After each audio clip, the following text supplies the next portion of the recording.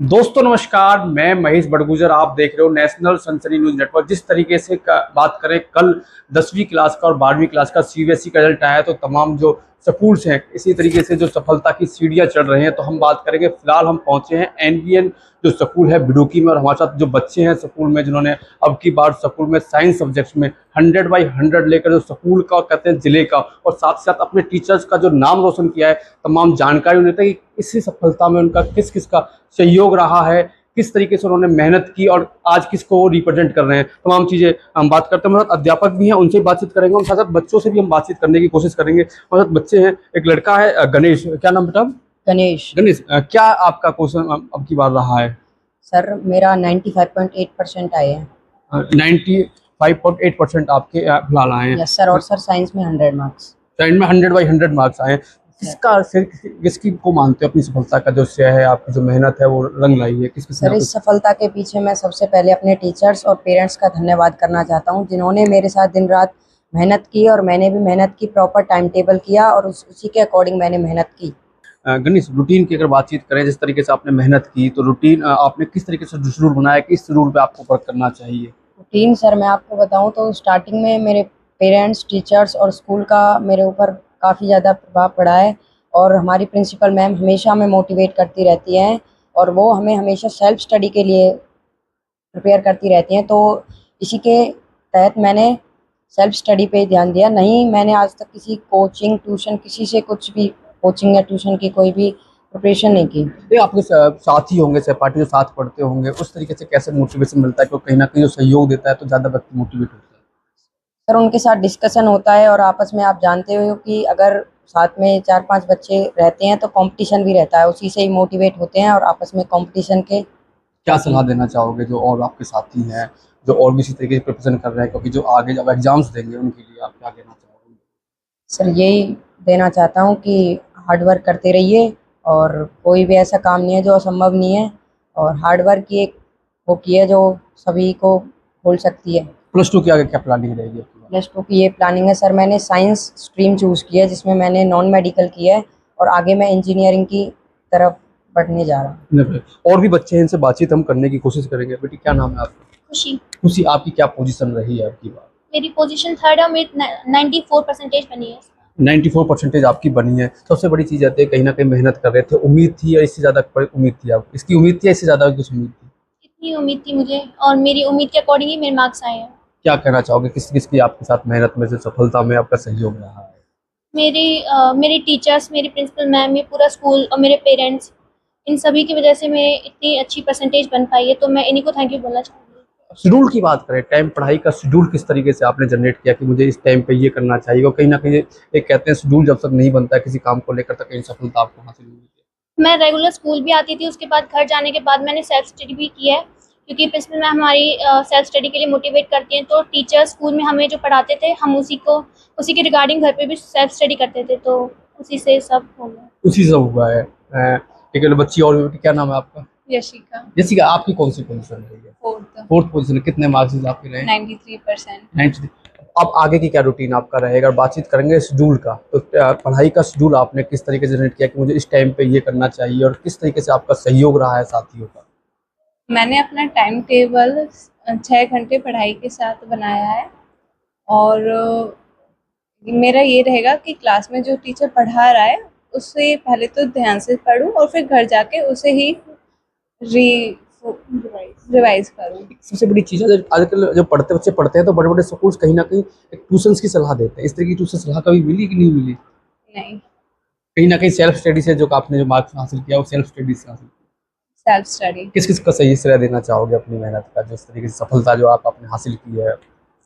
Teachers और parents, और जो साथ में पढ़ते थे वो। बहुत पढ़ते हैं। ये तो बच्चे थे हमारे साथ। अब सबसे बड़ी बातचीत होती है जब कहीं ना कहीं जब टीचर्स को अपनी खुशी जब होती है कि जो उनकी सफलता है जो रंग दिखाती है, तो तमाम अध्यापक हमारे साथ हैं, इनसे हम बातचीत करने की कोशिश करेंगे। मैम, जो मेहनत है कहीं ना कहीं जो रंग लेकर आती है, तो सबसे ज़्यादा श्रेय मिलता है वो टीचर्स को मिलता है, क्योंकि सबसे बड़ी कामयाबी टीचर्स की इसमें होती है। तो क्या कहना चाहोगे जो बच्चों की आपने जो मेहनत की है उसके पीछे? टीचर्स के साथ साथ बच्चों की भी मेहनत रहती है सर, और साथ साथ यहाँ जहाँ तक मैं सोचती हूँ उसमें मैनेजमेंट का काफ़ी इम्पोर्टेंट रोल रहता है कि आपकी मैनेजमेंट कैसी है, उनकी एजुकेशन, उनका बैकग्राउंड क्या है, तो मेरे ख्याल से जिस तरह का मार्गदर्शन हमारी मैनेजमेंट की तरफ से मिलता है, हमारे प्रिंसिपल मैम हैं कुसुम चौधरी, डायरेक्टर सर है राजेंद्र चौधरी जी, जिस तरह का मार्गदर्शन वो बच्चों को देते हैं ना, शायद मेरे ख्याल से वो बहुत ज़्यादा इम्पोर्टेंट है। क्योंकि मार्गदर्शन अगर सही जा रहा है ना, तो मेहनत सही रास्ते पे जाती है। वो हमारा भी मार्गदर्शन करते हैं, बच्चों का भी करते हैं। जैसे डायरेक्टर सर है, वो बच्चों की क्लासेस वगैरह लेते हैं।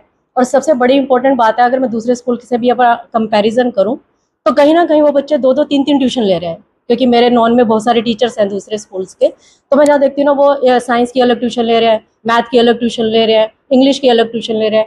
मेरा सबसे बड़ा मैं ये कहूँगी, हमारी अचीवमेंट जो रही है, हमारे बच्चों ने जो भी परसेंटेज लिया, जैसे कि गणेश है 100 आउट ऑफ 100, नेशनल लेवल की ही मैं तो कहूँगी अचीवमेंट है, 100 से तो ऊपर क्या होगा।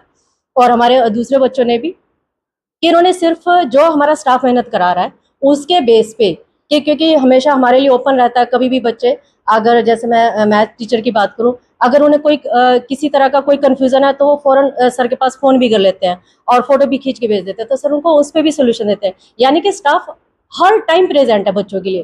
तो ये नहीं है कि नहीं हमने सिर्फ स्कूल में पढ़ा दिया, ये सेम यही बच्चों का भी रहा है।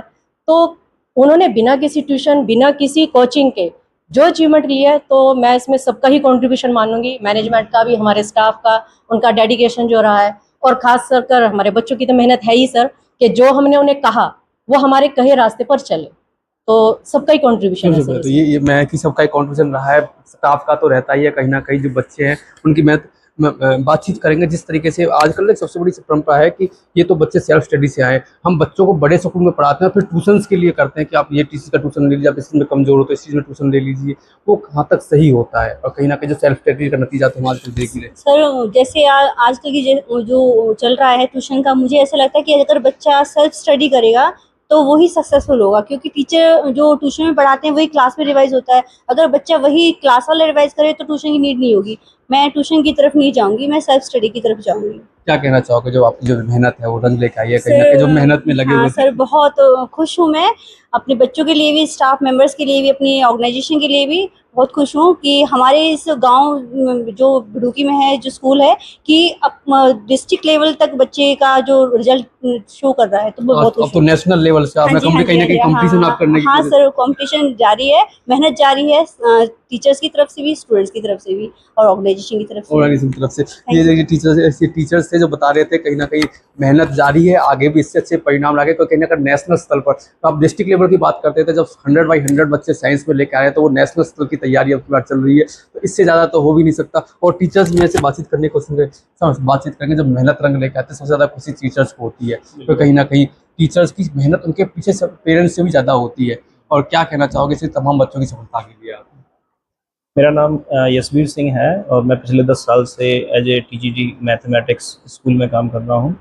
और पलवल डिस्ट्रिक्ट के होडल रीजन का ये ग्रामीण आंचल का स्कूल है, इंडियन स्कूल। और हमारा इस टाइम देखा जाए तो जो होडल है वो स्कूल्स का एक हब बन चुका है। पलवल के ज़्यादातर स्कूल्स हैं वो होडल की तरफ आ रहे हैं, और हमारा कंपटीशन होडल के इन सारे स्कूलों से है। और आप देख पा रहे हैं, जैसा कि बच्चों ने अपनी परसेंटेज बताई है, तो सभी स्कूलों को बहुत अच्छे से हमारा स्कूल टक्कर दे रहा है। जैसे एक ग्रामीण क्षेत्र का स्कूल है, तो कोई ये नहीं कह सकता कि जब हमारे अगर स्कूल की नेचर को देखा जाए या हरियाली को देखा जाए, इंफ्रास्ट्रक्चर को देखा जाए, और जो हमारे स्कूल में जैसे अलग से एक ऑडिटोरियम बन रहा है, तो पूरे पलवल रीजन में मुझे नहीं लगता किसी स्कूल में इतना बड़ा ऑडिटोरियम होगा। और लाइब्रेरी, बहुत बड़ी लाइब्रेरी है, हर तरीके की जितनी भी साइंस लैब, मैथ्स लैब है, सारी व्यवस्थाएं स्कूल के अंदर हैं। तो कहीं ना कहीं ये सारी चीज़ें भी डिपेंड करती हैं कि मैनेजमेंट ने बच्चों को क्या दिया है। बहुत सारे स्कूलों में आप देखेंगे कि लैब है तो सही, नाम की लैब है, लेकिन उनमें यूज़ नहीं होता है। यहाँ पर जो बच्चे हैं वो प्रैक्टिकली वर्क करते हैं, और उन्हीं जो प्रैक्टिकल वो वर्क कर रहे हैं उसी की ही वजह है कि जो ये परफॉर्मेंस आ रही है। अगर बच्चा प्रैक्टिकल नहीं होगा, रटने पे ध्यान देगा, तो मुझे नहीं लगता कि वो इतना बड़ा जो टारगेट है वो अचीव कर पाएगा। वो जस्ट पासिंग मार्क्स तक रह जाता है वो बच्चा, और आगे कंपटीशन लेवल भी नहीं देख पाता है। अब बात करते हैं डिस्ट्रिक्ट लेवल की, स्टेट लेवल की। आप कहीं ना कहीं नेशनल लेवल पर लोगों को फीड करने की कोशिश कर रहे हैं। अब देहात का जिस तरीके से सपोर्ट, अब इससे ऊपर तो कोशिश हो भी नहीं सकती, तो हम इस चीज़ को लेकर। यस, अब मैं वही आपको मैं बता रहा था अभी कि डिस्ट्रिक्ट लेवल पर अभी हमारे एक पड़ोसी एक स्कूल है, डिस्ट्रिक्ट लेवल पर वो एक नामी स्कूल है, और उसको भी हमारा स्कूल बीट कर रहा है इस टाइम।